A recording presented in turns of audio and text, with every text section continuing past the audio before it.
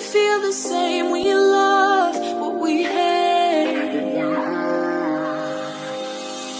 We lie, but we know we can't widen. How to keep coping with loneliness. Hello friends, this is Yundel. This is just a share, a reminder to each and every one of us that as a human being, we cannot be avoided, that we feel lonely, and how can we keep coping with our own loneliness.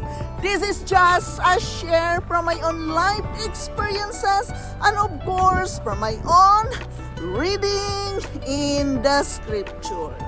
It cannot be avoided that each and every one of us feel lonely and alone because it is a part of our human being, our nature as a human being to feel lonely. And how can we keep coping with loneliness?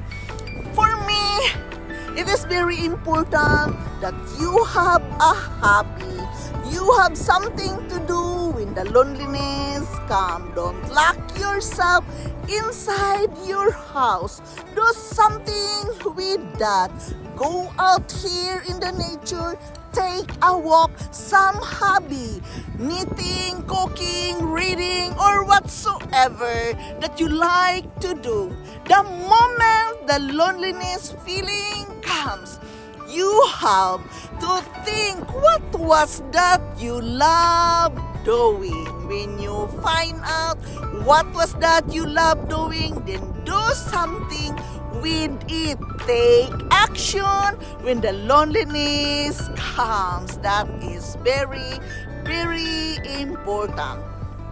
And again, in this matter, it is very important that you know how to write it down. Journaling here is very important. Write it down. All the things you want to do, all the things you love to do. Write it down. What are the things that can give you comfort? What are the things that can make you smile? What are those things you used to do to make you smile or to make you laugh?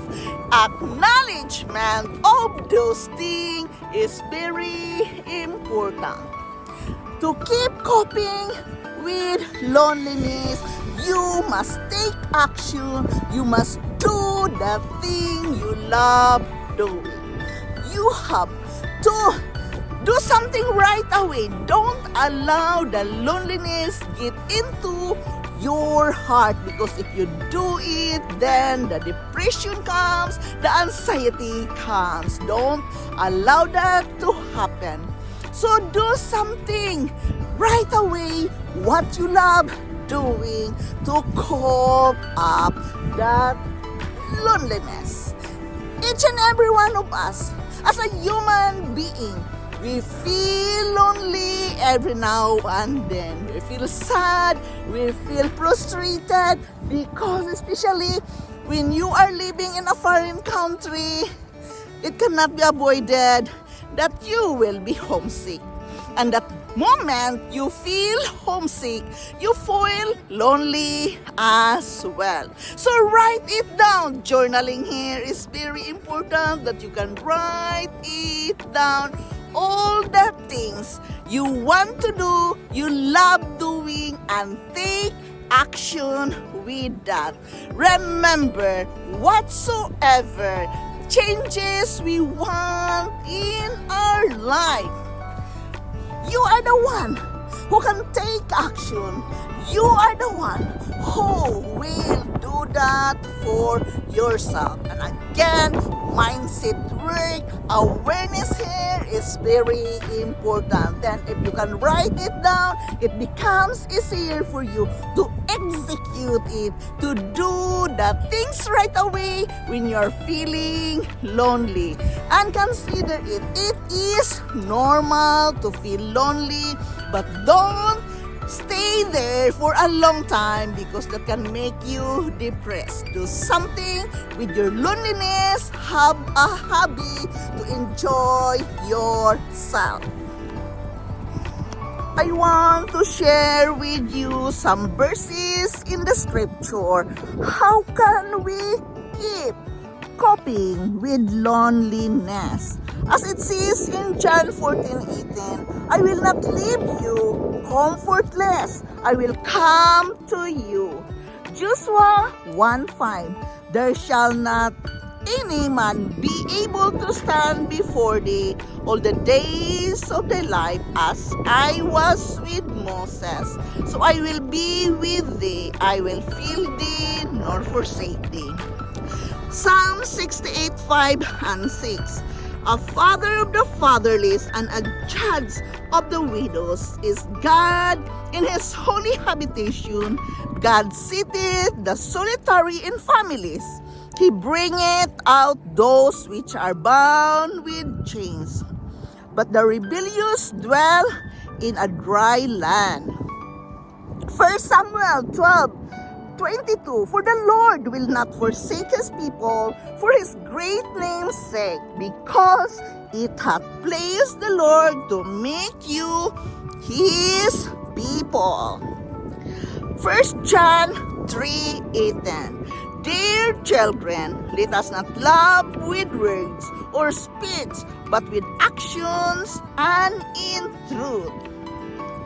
Coping with loneliness, there are times we all experience some form of loneliness, such as feeling empty, unwanted, or unimportant. However, some confuse loneliness with being alone. But they are two different things. Being alone is a choice that can be a positive experience, and in fact, many people crave alone time. Loneliness, on the other hand, is unwanted isolation that can be experienced even in a room full of people. Longing for love or craving companionship can lead to some very strong emotions, such as rejection, depression, insecurity, resentment, and hopelessness. That's why it's good for us to learn to cope with loneliness. And one way to fight this feeling is to reach out to others who might also be lonely. Spend less time thinking of self and more time helping others. And the best weapon of all against loneliness is our best friend. Who is your best friend? My best friend is Jesus. Remember that we are never really alone. God is with us always. God is always with us, guiding us, leading us, and loving us each step of the way. We can always lean on the everlasting arms of Jesus. Now, it just doesn't get better than that. This is really very important to acknowledge God in your life, because we are never alone when we believe in Him. He is with us. He walks with us. He is leading us and guiding us every day. And that is very important to acknowledge it. As it says in the scripture, that let us not love one another with words or speech, but we must love one another with actions and intentions. And you have to take actions, and you have to do it in truth. This is very important, that when we are coping with our loneliness, loneliness, we have to take action. You cannot just say to others, I love you, and you are not taking action. You have to take action. It says, don't love one another with words and speech, but with actions and with truth. And with that, you can really cope up your loneliness, especially when you're living in the foreign country and your family is far from you. Do something with that. Communicate with others. Be with others. Find something you enjoy, you love doing in order for you to keep coping with loneliness. That homesick feeling will not come into you when you are taking action to be with others.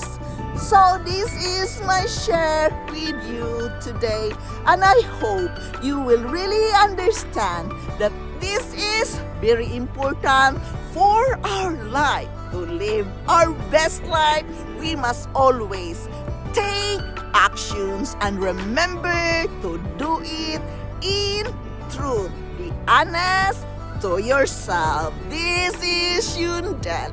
Thank you for listening. Thank you for stopping here in my channel. I am very grateful to each and every one of you supporting me here in my life journey. I love you all, and bye-bye. Like we feel the same, we love what we hate.